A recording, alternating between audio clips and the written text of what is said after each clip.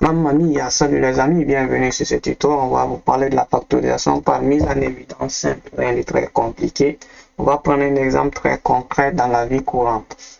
Maintenant, supposons que vous êtes un entrepreneur très riche, vous avez de l'argent.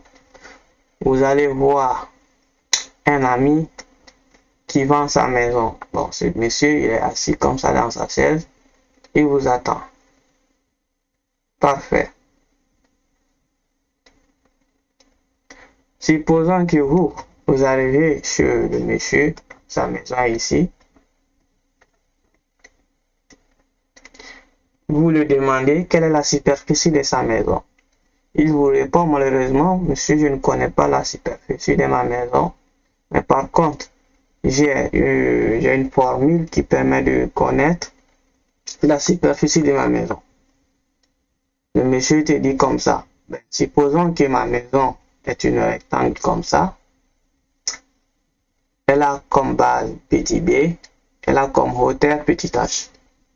Maintenant, voici la formule ou encore l'équation qui permet de résoudre ce problème. On a 8x carré y plus 4xy carré plus 2xy. Maintenant, pour aller plus rapidement avec ce genre d'équation, c'est plus recommandé d'utiliser la factorisation par mise en évidence simple. Donc, pour trouver la factorisation par mise en évidence simple de cette formule, on a 8x carré y plus 4xy carré plus 2xy est égal à 8x fois x, y fois y, plus 4x fois y plus 2x fois y. Maintenant, on voit que dans l'ensemble des termes, on a la forme x fois y. Donc, on peut mettre x fois y en facteur. Donc, cela nous donne x fois y entre parenthèses de 8x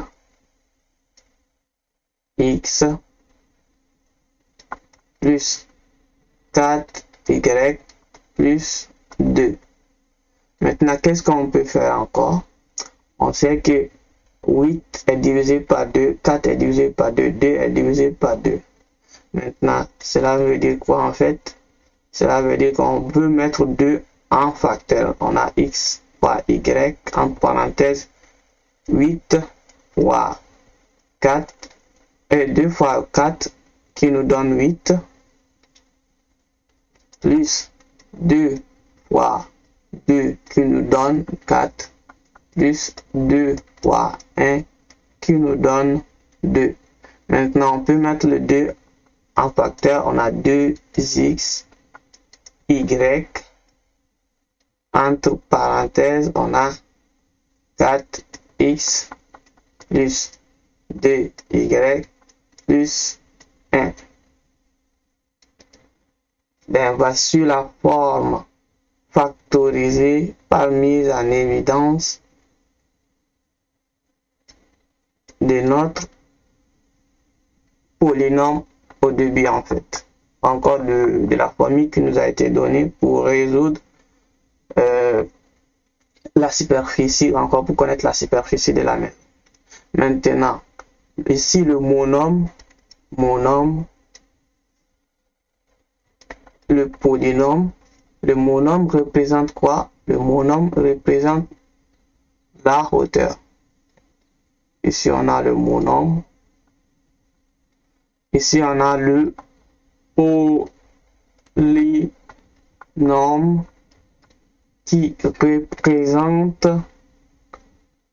la base en fait, encore la largeur. Ici, c'est la longueur, ici, c'est la largeur. Donc, on a notre monôme ici qui est la hauteur, ici le polynôme qui est la base. Sipping on my cup, got my photo. Sipping on my cup, got my photo. You know she love the camera. Snapping the picture the way she be moving, I love the camera.